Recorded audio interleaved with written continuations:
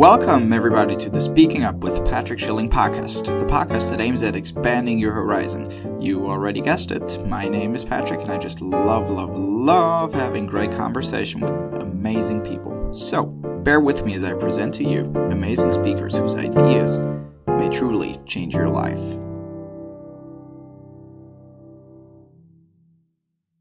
Okay, welcome, everyone, to this week's episode. This week, we have clearly the most personal and perhaps the most profound episode so far. I'm talking to Omar Itani, who has lived a very contradictory life filled with both happiness and also with a very devastating injury that changed the way how he views things entirely.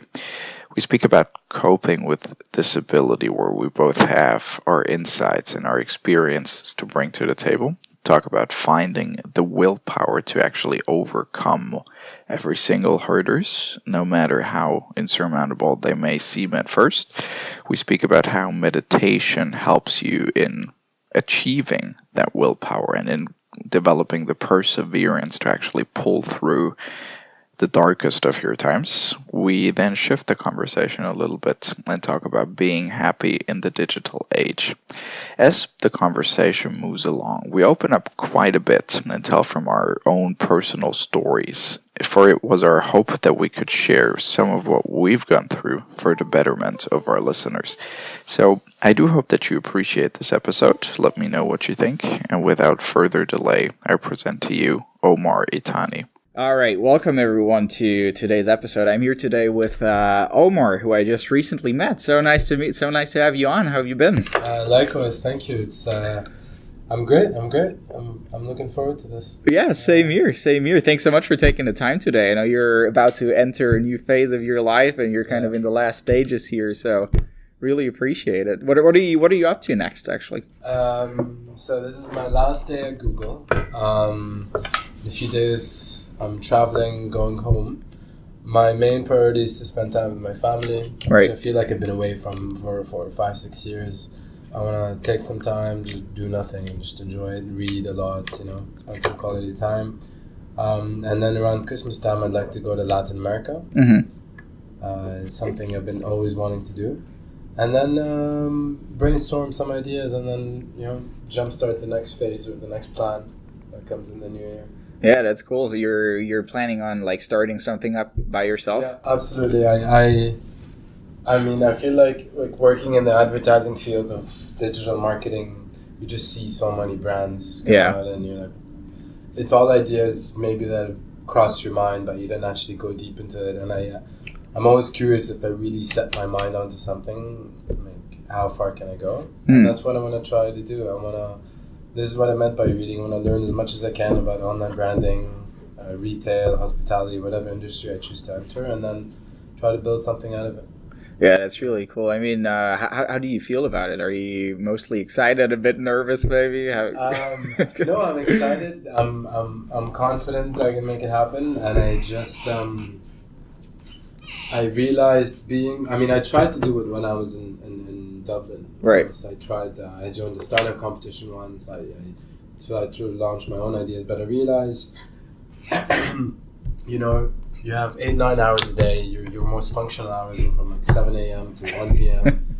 and you're dedicating that to your core job with the company, right? And then you have your social life, you have your personal life. There's so many things in the way, and then I feel like I want to rid myself of all that noise and just give myself the complete focus.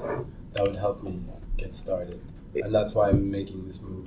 So yeah, I mean, that's, I feel like entering a new phase is kind of a good start for that. I mean, you lived in Canada for a while, right? But you're not from Canada originally. No. Okay, walk me through that a little bit, because you have quite a cool background story, don't you?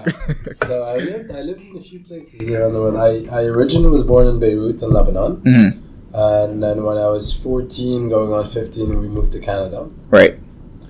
And then since turning 22, 23, I've been sort of hopping around.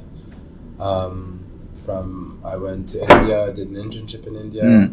I lived in Hong Kong, I lived in Paris, a bit in France, and then came to Dublin.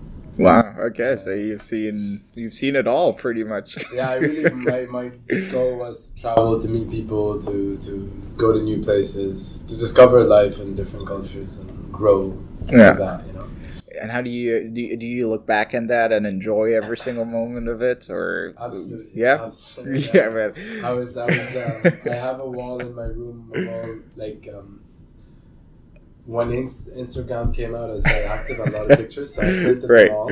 So cool memories from each chapter, and I had them all on my wall, and I had to take them down. It's really nice, just every picture tells a story. Right. And then when you take, you reminisce a lot, and you remember these. And I think it's all these high moments in your life that you should always reflect back on to keep you motivated to pursue more happy moments and good, successful moments, you know. Right. I mean, the happy moments, when you look back on them, they're really the ones at the end of the day that, help you grow on the one hand. But on the other hand, also, they're just part of the story. I mean, when you do that much traveling, or when you, experience different cultures, or you have a lot of exposure to different individuals, I've always found, the happy stories to be there on the one end, and to be something that provides me a lot of strength, in moments in which I might require some strength. But but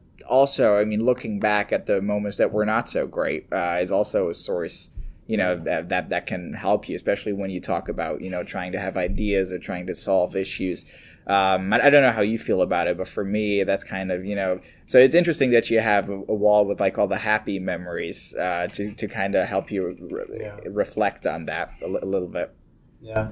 Yeah, I think you draw strength from, I think, different moments in life define your life overall, right? Right. And you could draw, as much as you draw from positive, you could also draw from challenging moments, which really help you to grow. Right. And I think this is an issue with our generation. Everyone says, I want to be happy, I want to be happy. I think happiness is not like something you go to, it's just the way you live your life. And right. But I definitely agree with you. Challenges help you grow. And I mean, look, just having a small minor injury put me on a completely different course in life, and which led me to this podcast today, this talk with you. Yeah. This is part of my growth, and I would have never been here had I not set out on this path. If I want to write this book, I want to meet these people, I want to write about people's stories. Tell me a bit about that. The injury. Now you're trying to write a book. I mean, there's so much stuff going on in your life. It's cool. It's exciting. It really is. And you seem very happy about it. I mean, you've been smiling nonstop since we started this. I can definitely see how you're looking forward to that. Look, it was May 2017. Right. So on May 18th of 2017, it was a Friday. Right. I was traveling the next day. So the Saturday, I had a flight to Sicily to meet with friends on holiday. And I left work early in the afternoon on Friday, and I was taking my bike. So I took a Dublin bike, a city bike. Right. Rented the bike, biking as fast as I can to get home, and I'm on the bridge, just before the bridge, walking towards all. And then all of a sudden, it was a very stupid mistake because I took out my phone, to unlock it. Yeah. But in that moment, imagine my two hands are on the steering wheel of the bike, and the palm of my hand where I'm holding my phone sort of glances on the gear. Right. So it goes from 3 to 1, and on those really, cheap bikes, they're very cheap. So the gear went from 3 to 1. I lost complete control. Right. And the speed, because I'm on the road, I didn't want to fall on the street where the cars are, so I just stuck my leg out. So in that moment, everything came to a stop on my leg, and I twisted, and I popped, and I fell on the floor, and all I know that 30 seconds, 45 seconds later, I opened my eyes. I just completely blacked out, and my stuff was everywhere on the street, and I was in this extreme pain. And then I couldn't move, and I was like in a fetal position holding my leg, and then people came and lifted me. And I was in complete shock. I didn't know what was happening. Right. There was this complete burn in my knee. And people are like, do you need anything? Do you need help? Shall we call the ambulance? And I'm like, no, what happened? Right. Like, I was just biking home. Like, I bike every day. Yeah. And it really shook me that moment. I was so vulnerable in the street, completely blacked up. I needed strangers to surround me, give me water, and help me, take care of me. And I got home. I iced my knee. I was in pain, but I needed sun. So I was like, you know what? Maybe I just what do you call it when you pull a muscle or just like sprain your ankle or something? Right. Nothing too major. Yeah. So I was limping, but I managed to, the next day I just went to the airport. And then when I got to Sicily, then I started to feel the pain. And it wasn't until I got back that I learned that I fractured my tibia, so I fractured my bone in the front, the shin. Right. I had 2 bruised bone and I tore my ACL ligament. And that put me in a course of like a year, literally 1 year, to be able to run again, to be able to do full sports. I had to do surgery. I had to wait 6-7 weeks on crutches to get my fracture to heal. It just put me on a course where I realized, like, wow, like, there's people out there who get injured, who you can't take life for granted. I mean, one day I'm able to run, the next day I can't walk, and you know what I mean. And it really shook me. It made me realize how lucky I am to have everything I have, and B, the essence of time and how we take it for granted. Time in the sense that I've always talked about doing things, but I never did. And all of a sudden I'm just in bed, and I spent 3 weeks recovering in bed, not being able to move after my surgery. And I was just like, you know, now I can't do the things that I wanted to do. Right. Because time is restricting me. But it just got me on a different path in life. I felt I stopped complaining about things. You know, I decided if I don't like my job, if I don't like what I'm doing every day, change it. Yeah. But at least I have the power to do that, because I'm lucky to be where I am in this world. Right. To be in a first world country, to have a first world job. I mean, while I was recovering in bed, you know, I'd be having a fruit platter in the morning, and I would be reading the news, and it would say, like, currently there's 6 million refugees in the world. There's 600,000 people fleeing from Myanmar to Bangladesh, and I'm looking at these pictures and like, wow, like, I am so lucky. Despite being in a very difficult situation in my life, I still have everything I need to proceed. And this is where the idea started, and it made me see the vulnerability in people. It made me realize the silent injuries. You know, while I used to run in the gym before, there was a colleague at Google who'd always like look at me when I'm running, like, how much did you run? He was very interested in me running, and it was only when I injured myself that he told me he has 2 meniscus tears that he hasn't been able to. It's been 5-6 years, and he's like, I can't play football, and I just wish I could run. Right. And then there's another friend who told me that she used to ski, she used to dance, she was a runner, and then 3 years ago she tore her cartilage in her ankle, and she's done 2 surgeries. She hasn't been able to heal it. She's got you know, she takes painkillers every morning. She can't wear heels. Right. These are things you don't see in people. But these are challenges that people face every day. And right. And this is what opened my eyes, and I was like, okay, you know what? I'm gonna hear more about these people, because it takes a certain mindset and certain personality, a certain trait to power through. It absolutely does, and you know, in many instances, it's almost, at least from my perspective, you know, I've been exposed to a couple of challenges over the course of my life as well. And different from you, maybe, for me, it has been right from the beginning, right? I mean, the physical disability that I have, I was born with it. So I never knew, you know, anything else. I never knew how it was to be able to run a 6K marathon or something. And to me, something that has always been slightly ironic, in both a positive but also, you know, a bit of a concerning way, was that for many people, even though they are, you know, abstractly cognizant of the fact that there are, you know, millions and millions of refugees coming up here, that individuals struggle with that, what it seems to take is an event like yours, you know, something where you have immediate exposure to the risk that life, you know, inherits, or to the risk that you yourself face, and just after that immediate exposure, you would start seeing these things. You would start like blossoming, like, you know, this flower in the way how you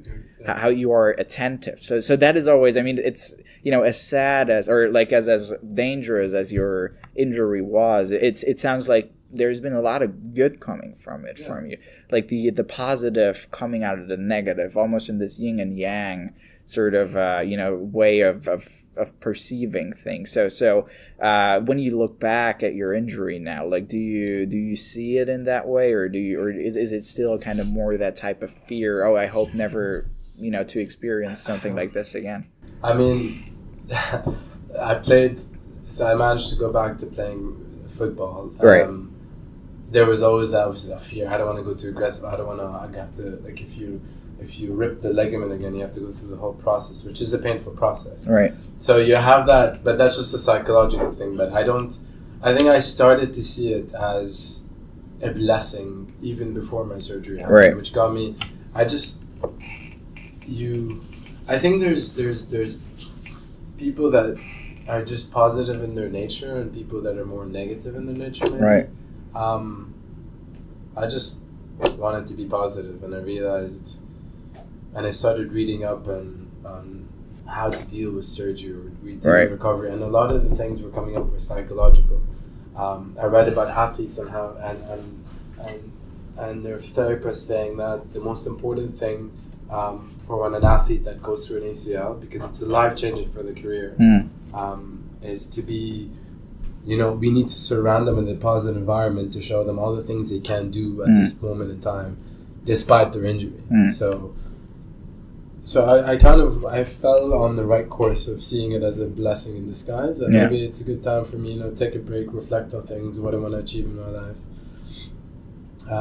So yeah, I don't know if that answers your question. Yeah, no, it definitely does, and it's, you know, it's kind of fascinating that you said, you know, you decided to see it as a blessing, because that's, I think, you know, from my experience, what it really boils down to. I mean, when you're faced with, you know, a situation where everything around you is just crap, like you start, you know, either you start or you get in a situation like this where you have a natural disadvantage. I mean, we live in a society in which, you know, obviously being able to run, being able to do sports, being able to actively participate in every beautiful thing that life offers us obviously puts you at a better situation intellectually, psychologically, socially, in pretty much every dimension that is out there. Not being able to do that is something that is extremely hard to cope with.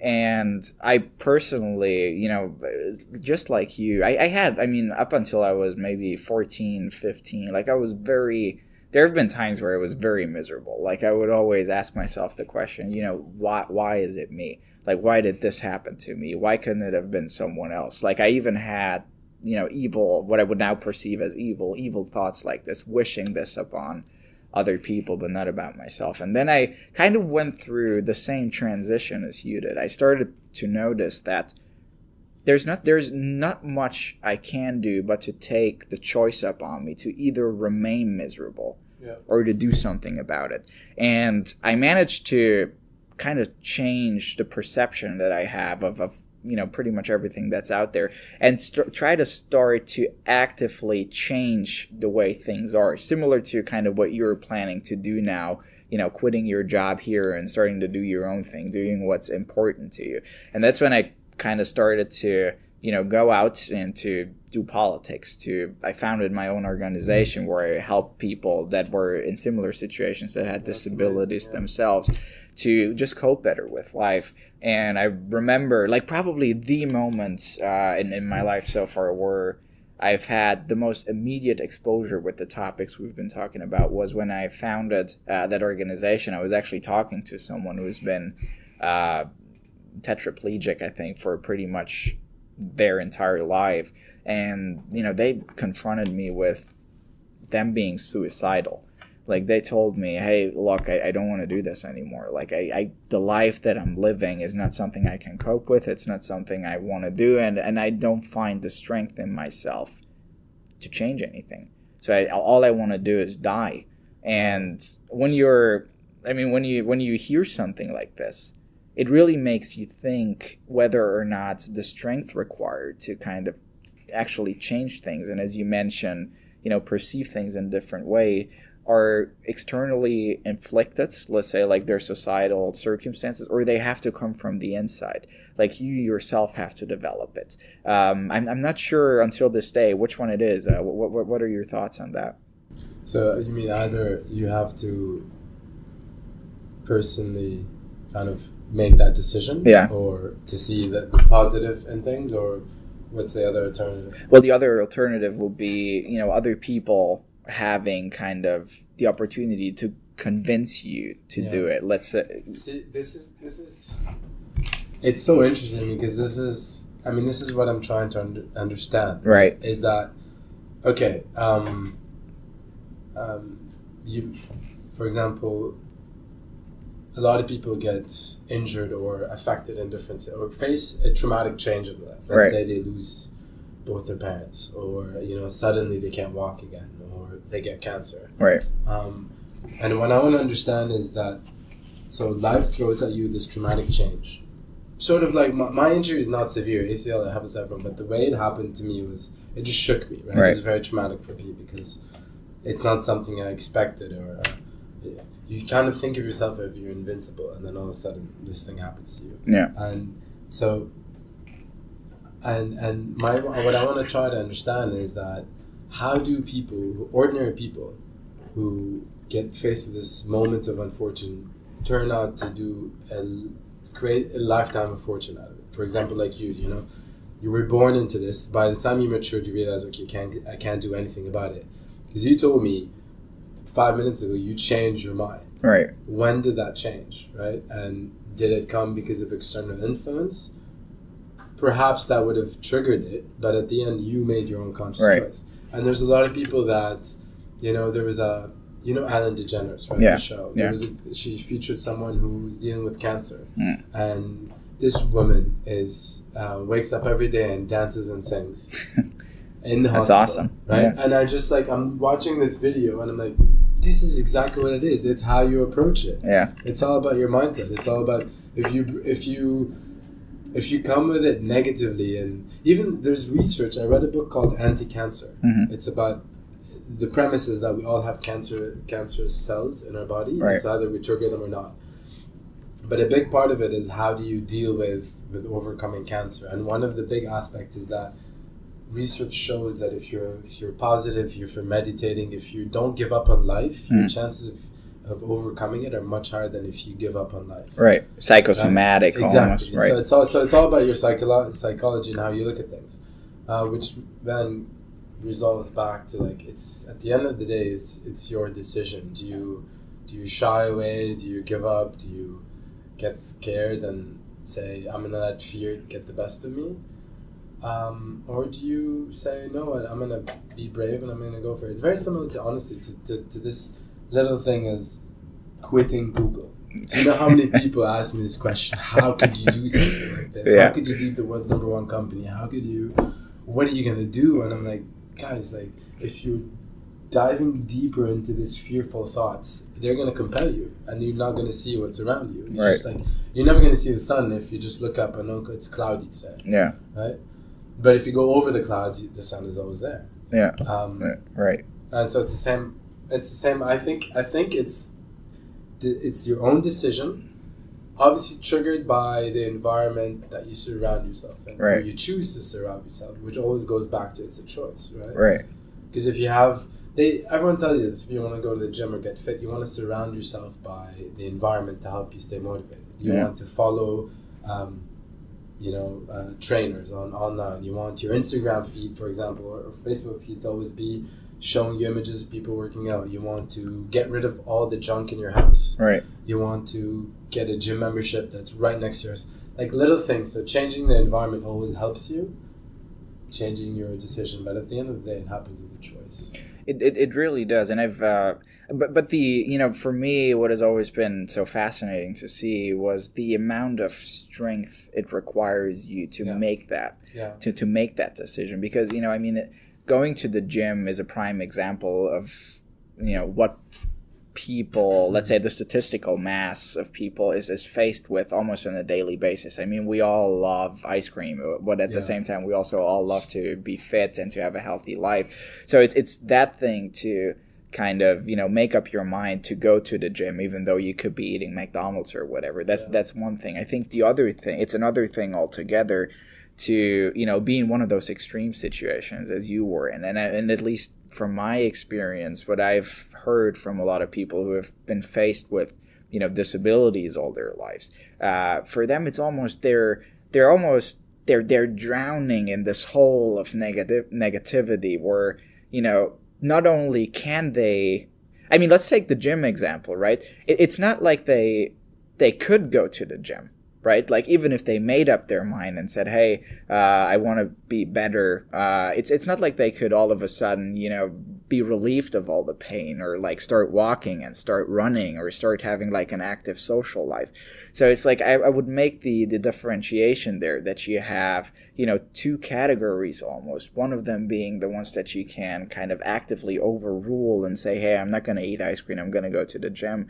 But it's an almost an underlying level, being deprived of the option to even go to the gym. And being in a situation like that, that's where it becomes almost unbearable. And that's where it becomes almost, hard, to the extent that you just do not see a way out of this. And I've, as I mentioned earlier, I've kind of found myself in a situation like that back in the day. And coming back to that question, what I thought was really help are exactly, and that's so interesting, are exactly the things you mentioned, like meditation, introversion, like thinking through things, like as painful as it might be. I mean, introspection or massive self-reflection is not something that is a lot of fun. I mean, you don't go out on a Friday night and you sit on your couch and be like, hey, let's think deeply about how unfair my life is. But that is, from the way I've experienced it, or from the way other people have told me, that is really what helps. And that might be sort of the inevitable process you have to go through to overcome that, to kind of change your mindset, to do all those things, to sign up for the gym, to remove all the junk in your household.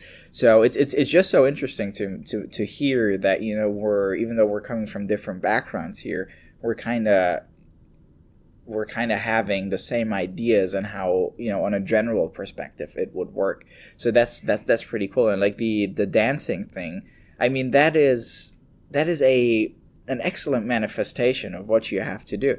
You have to, I think, from my view, as being in a situation like this, being in a situation where it just seems hopeless, is not so much a curse as it can be a blessing, because you can almost be certain, I mean, we're 7.5 billion people are on this planet or something. You can almost be certain that you're not alone. You can almost be certain that there are people out there who face the same challenges than you, even either directly or just symbolically, right? Like you can transfer the challenges one has to the challenges someone else has.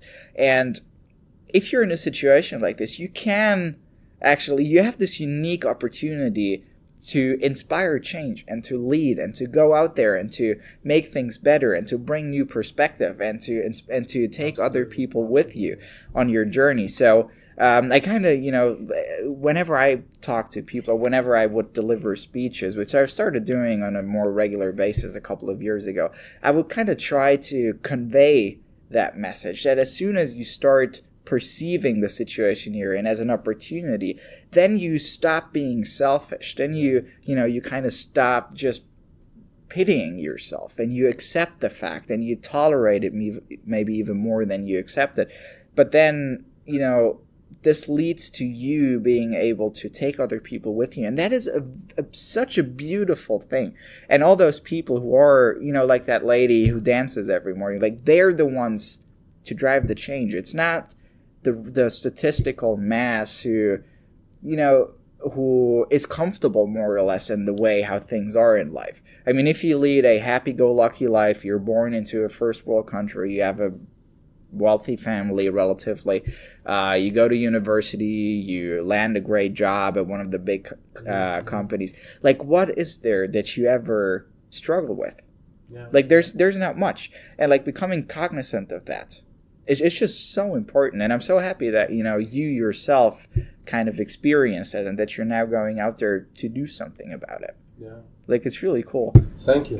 No, I mean, I hope, like, I mean, you talked about inspiring people, and I think that's what we're trying to do at the end, is that inspire people to take control of their life and change their perception from that of a negativity to see the opportunity in things, and it's just, and you start to notice it from, I mean, America's Got Talent, you know that show, right? There was a young girl that went up to sing.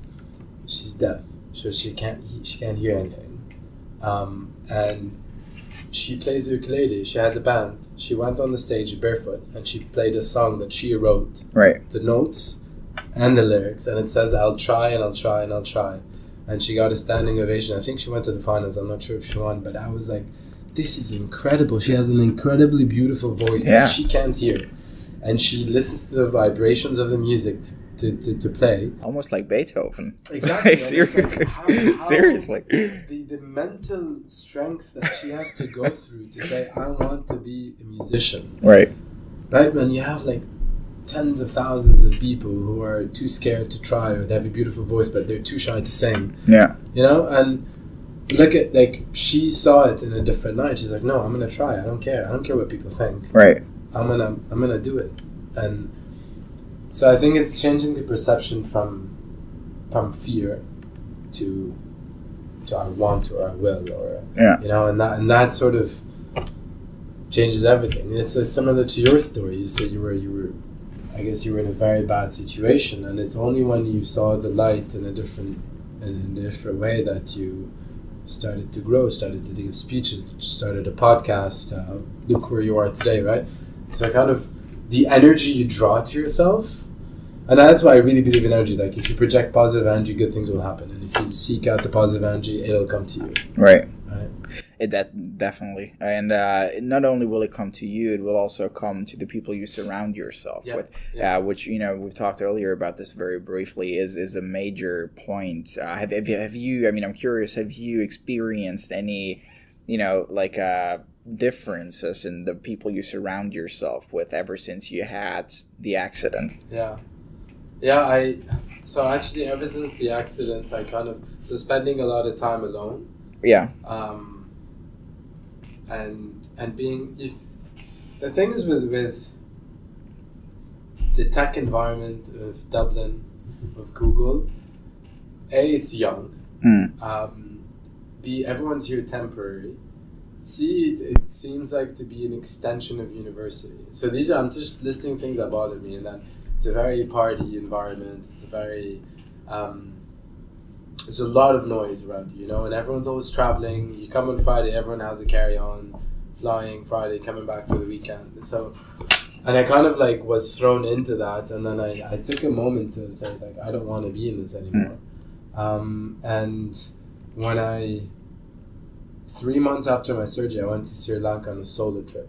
And I did a 6-day silent meditation retreat. Oh man, I want to do that so bad. It's incredible. Is it? It's absolutely incredible. It's so challenging, but it's so rewarding. I've looked into it actually, and I'm probably going to do one in December. How was that for you? Like, tell me a bit more about it.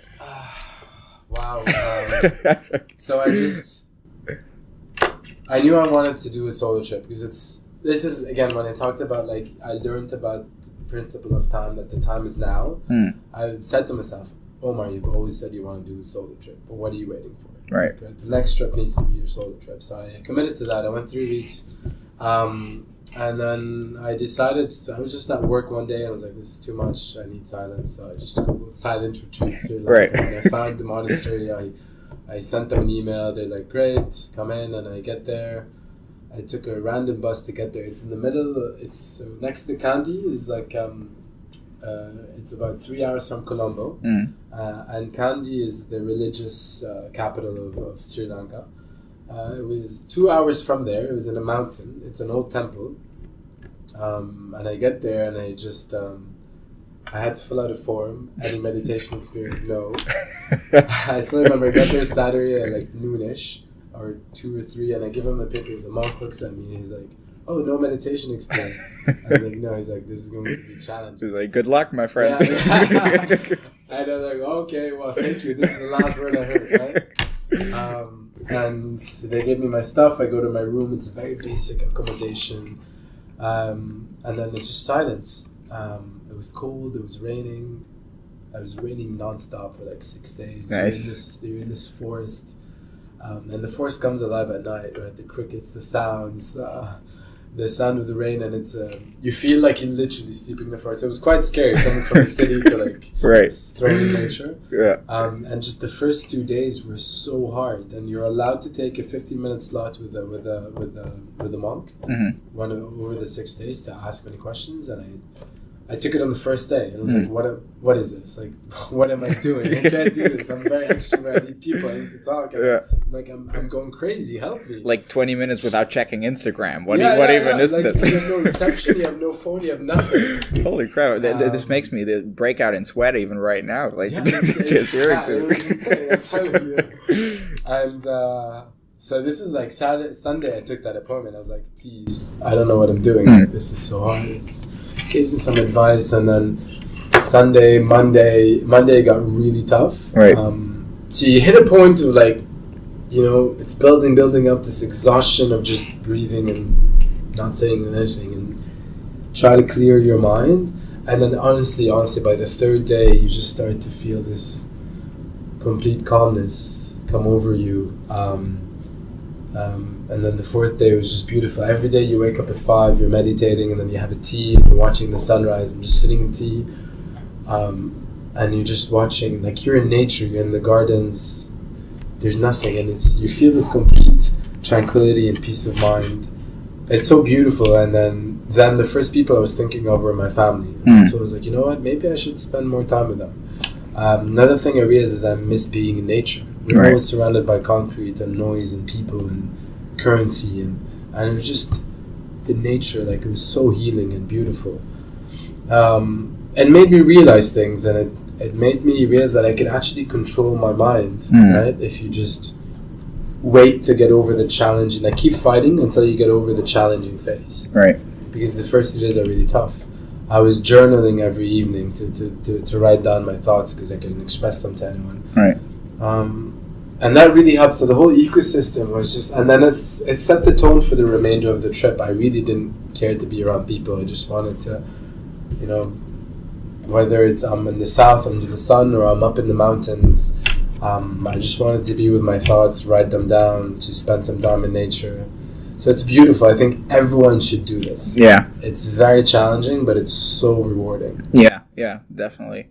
I mean, a 6-day retreat is like an interesting way to dive into meditation right away, but it's you're like go big or go home kind of. But I absolutely agree. Meditation is definitely something that people should try out. From my point of view as well. On the one hand, because it brings you towards that tranquility and towards that reflection, and it helps you. I love sorry for using that, but I love the example that you brought up earlier, like the wall of happy Instagram memories. Like it helps you take a step away from that, because we're there's almost a dictate today to be happy. I mean, the entire hashtag no filter movement. I mean, we live in a society now in which we actually feel the urge to point out if we don't actively alter the way we look or we behave to seem more happy than we actually are. That's just the society we live in, like it or not. And meditation takes you away from that. It enables you to kind of face the things that you wouldn't necessarily post on Instagram.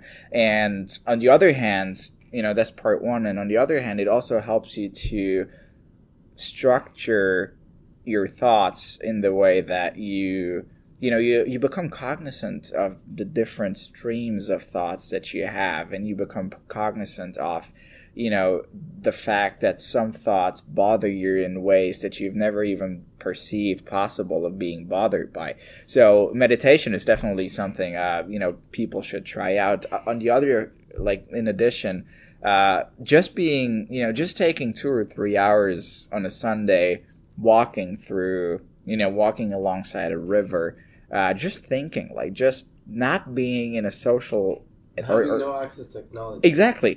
Oh man, do you take downtowns from your phone? I try to. Yeah. I mean, the last couple of weeks, I haven't. But I like to. I mean, ideally, so one of the things I want to start doing. I think it's tough when you're working, and especially in your tech company. Yeah. Your friends are all tech friends. And Right. But when you take yourself out of the environment, it becomes easier. I think what I want to be doing over the next 2-3 months is more hikes, more time in nature, Right. less time on the phone. Sunday, no phone. Yeah. Even get an alarm that's not my iPhone. I don't want to hear the Yeah. sound of it.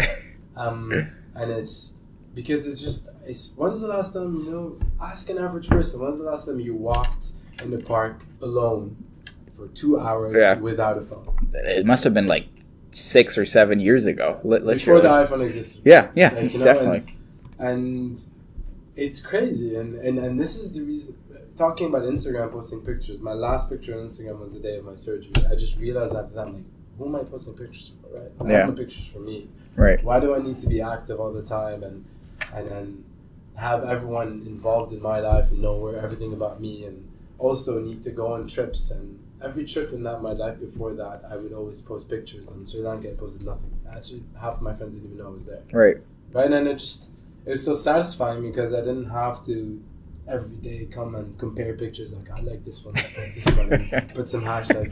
The amount of energy and time you project into that. And one of the things I'm deviating here, but it kind of relates to awareness and meditation, is one thing I realized when I was sitting in bed and recovering. I would read a bit, and then I would take my phone, you unlock it, you go, what's the first thing you do? You go on Instagram, you go on Facebook, you just start scrolling, and then 5 minutes later, I'm like, what am I doing? Why am I scrolling? And then put it away. Yeah. I swear to God, 15 minutes later, I take my phone, unlock, I'll go. Same scroll, thing. And I'm like, why am I doing this? Yeah. And I'm looking, and all my friends are around the world traveling, going to festivals, doing cool things, and I can't do anything. Yeah. I'm bothering myself. Yeah. I'm gaining nothing. My brain isn't expanding. And I just was like, you know what? I need to get this away from me. Yeah. And I did, and I have. And every now and then I download the app and I delete it. My accounts are still there, but I just realized we are becoming so reliant. Yeah. And it's affecting the way we think and we see things. And I recently read a book called My Shallows. Yeah. It's about how internet's changing our brains. Yeah. And he talks about one of the things is our working memory is the RAM on our laptops. Right? Yeah. It's 8 gigs. Right? Yeah. And if you keep your laptop on the whole time, it's going to consume that memory. It becomes slow. Yeah. And it doesn't allow time for your working brain to... So long-term memories, the way they work is the working brain sends them back. Right. So if you're always consuming it with new stimuli, it's never going to turn short-term things into long-term memory. Yeah.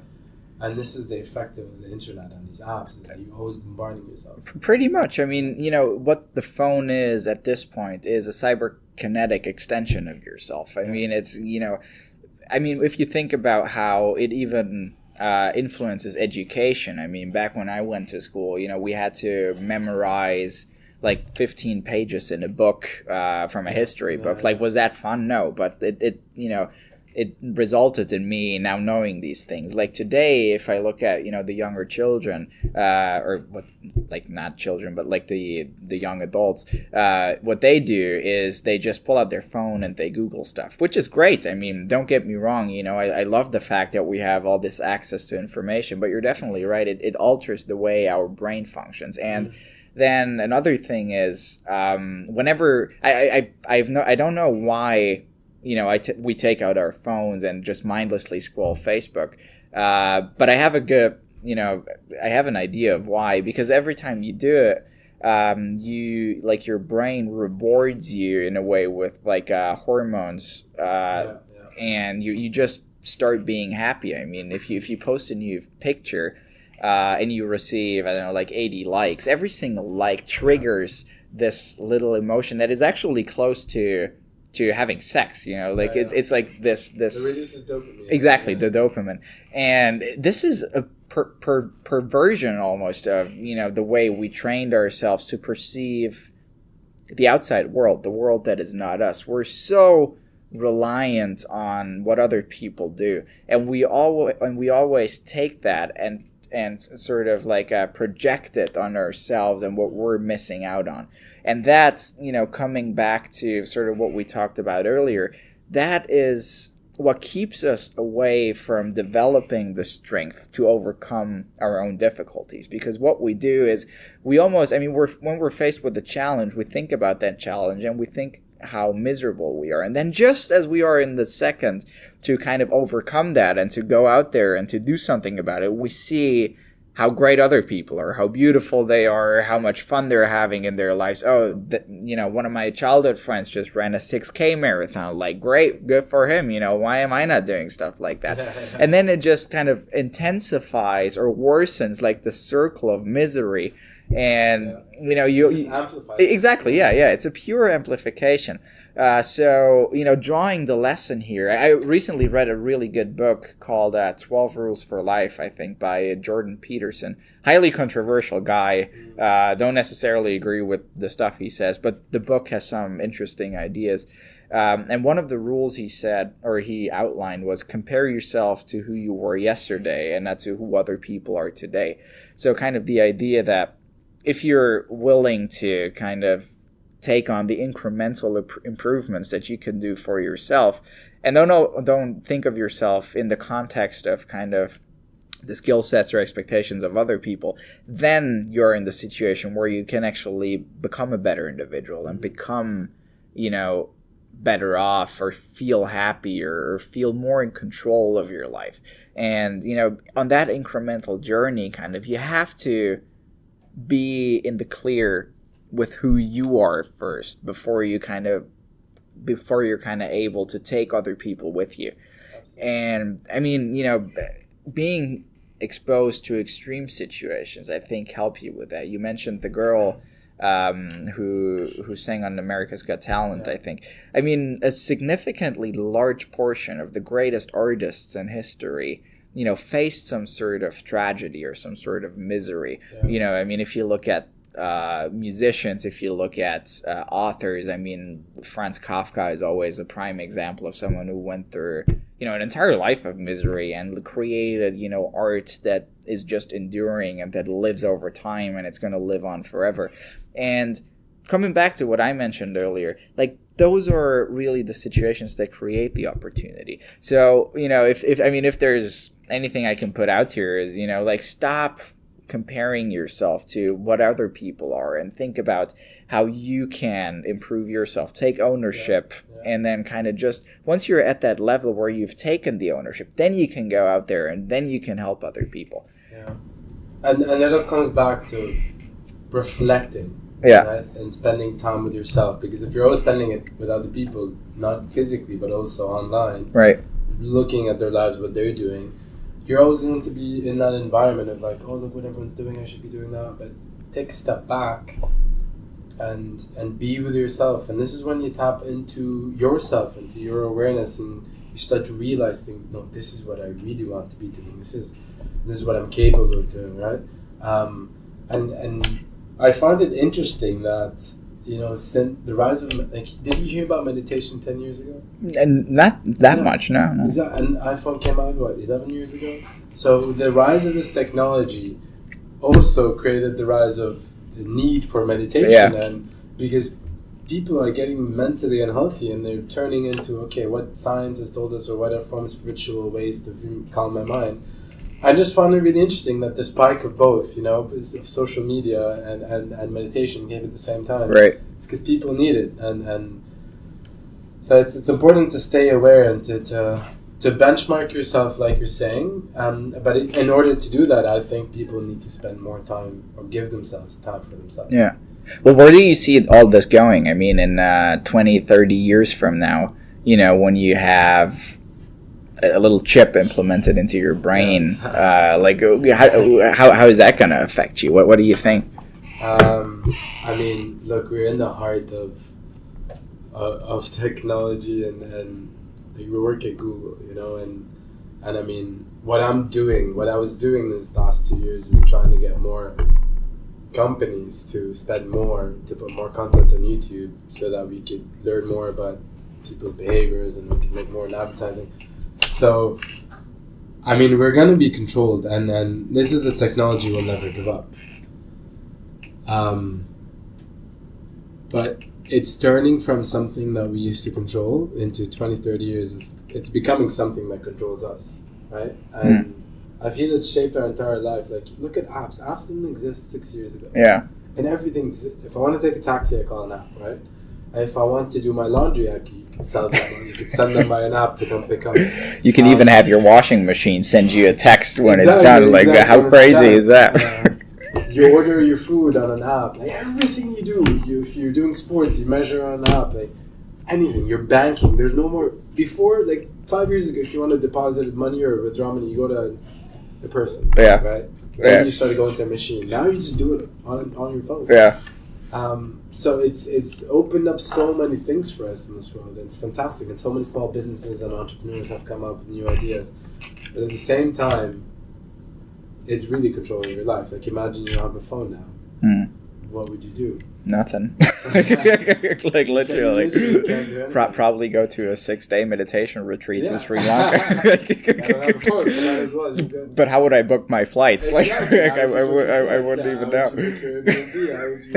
How would you contact them? You know? Like, I have no idea. Yeah. We're like, the dependency that we've created is overwhelming almost. But it's scary. It's scary to hear that we'll have chips in us, and I know they talked about this. Like, there was a Zeitgeist. I watched it. It's like a documentary. It talked about how you want to implant chips, RFID chips into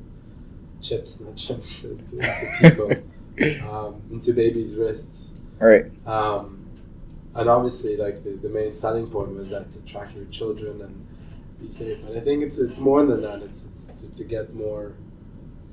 You know, like, at the end, you're controlling someone if they have a chip, right? You know everything about them. Right. So yeah, it's scary, but I don't know. We'll see how it goes. We'll see how it goes. I always try to assume the best of intentions there, and I mean, a lot of positive came from it, but yeah, we'll have to see. We'll have to see how it goes. I mean, from the health sector, technology is incredible. You know, the things that are being done, you know, from helping people with arthritis or putting a contact lens that has certain technology. Right. So, yeah, there's pros and cons to everything. Yeah, definitely. So what would you recommend to people trying to live kind of a sane and healthy life, both, you know, mentally or physically, like coming from, you know, this momentum of negativity in their lives? What would you tell them? I think the first and foremost thing is always to be grateful and to realize how lucky you are, you know. And I think that's the root of everything, because if you know, people talk about the successful people, their advice is always, you know, do have a morning routine and a night routine, and write down 3 things you're grateful for today. But it's about just implementing this mindset of stop complaining. Look at things as they are. It's okay to say A, B, and C are bad and to fix them, but just be grateful for everything else you have. And when you're grateful, you just realize how lucky you are, you know, despite I'm going to use you as an example. If you don't have your hands and fingers, at least you have your legs, right?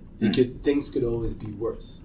And I think if that's just the stepping stone into ridding yourself of the negativity. Because if you're always grateful, it rids you of that negativity. It gives you the positivity to focus. Right? And you need that focus to put you on the right path, to direct you and to move you in the right direction.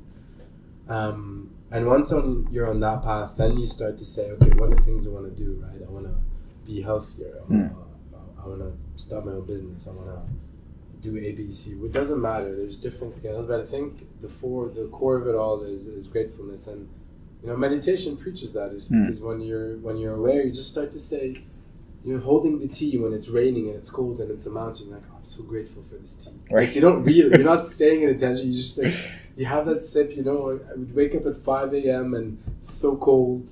And then you go and meditate an hour and then you're done and then you have this tea and I'm like, oh my God, I'm so thankful for this tea. Yeah. So it's as opposed to, like me ordering in a pizza and then thinking, oh man, this pepperoni could have been a bit better. Exactly. Oh, this coffee tastes so bad. And the line up at the barista, that's so long. And this chicken, Google, so many people complain here. And I used to complain, and sometimes I do, and I don't realize myself, right? But then I'm like, you know what, this is amazing. And every time I walk by and I see people at lunchtime, if I go for a walk, you see people standing in queues paying for their lunch, 10 euros for a burrito. I have any cuisine I want in the world for 3 hours every day. My choice. It might not be the best. It's not a Michelin star restaurant, but it's great food. It's close. It's definitely close. It's fantastic, and I feel like when you're negative, when you're complaining, it just adds. Negativity builds and spreads much faster than positivity.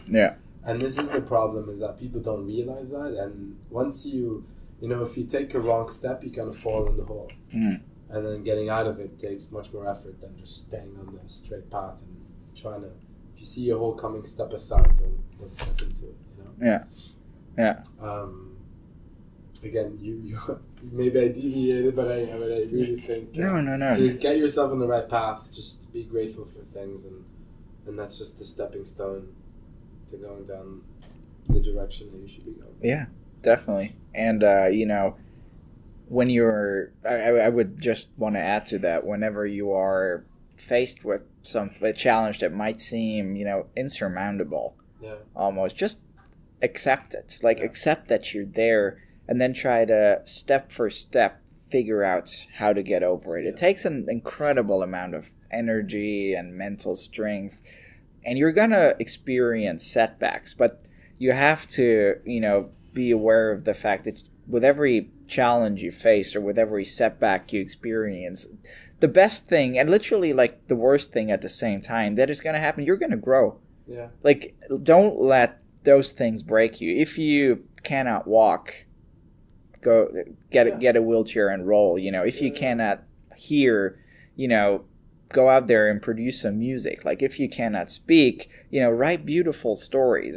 Just do whatever is in your capability and take other people with you on your journey, because again, change is not going to come by itself, and it's not going to come by the people who do not have a need to change things. You can't expect someone who is perfectly happy with the way things are to change them, because what's their incentive? They don't have one. So, if you are in a situation when you think, there's no coming out of it, that's the moment when you have to actually start thinking how you can improve things. You are in a situation of privilege. It may not seem that way, but you really are. I've started thinking of it that way. Having a disability is not something, that is per se something great, but it puts me in that situation where I can actually, organize events and inspire people and improve things. And that is something that is a privilege other people might not have so easily, either because they're not cognizant of it, or because they just, they're not in the same environments. So, I don't know. Do you have a? I completely agree. Look, I think one would be grateful. Two would be change your perception. Right. Realize that there's always a solution. Yeah. There's always a solution, and that sounds so try. Right. Yeah. You want to inspire people? Try to give a talk. Give a talk to 5 people. Yeah. See what they think. Take your friends for dinner. Guys, I want to tell you something. Right. There's so many things you could do, and people don't realize that there's always a solution. They're too afraid to try something because they're like, oh, what if it fails? But if you're perceiving as if, what if it fails, then you're perceiving it wrong, right? And the third thing would be to realize that you always have a choice, right? And at the end of the day, you have a choice, and not making a decision about things is a decision in itself. Yeah. Being indecisive is your decision. Yeah. So, and I think a lot of people don't take control, don't allow themselves to seize that choice, that I have a choice to make and I can make it. Yeah. And if I choose to postpone something, not to do something, that means I've actively chosen not to do it. Right. So really, you always have a choice. Just like you decided, I'm going to start things going. You could have decided, like, you know what? No. Yeah. I don't want to do this. This is terrible. I'm unlucky. Like, I'm just going to... And you dwell and you get more pushed into this bad space, bad mental space. Right. So yeah, it's it's great to see that you're kind of taking that step and that you're living up to your dreams and your aspirations and that you're now going. I wish you all the best, man, with that you're gonna do. I know you're gonna do great. Maybe I'll see you in Sri Lanka one day. We won't be able to speak then, but that's fine. Can I leave with you with one last note? Yeah, actually? please.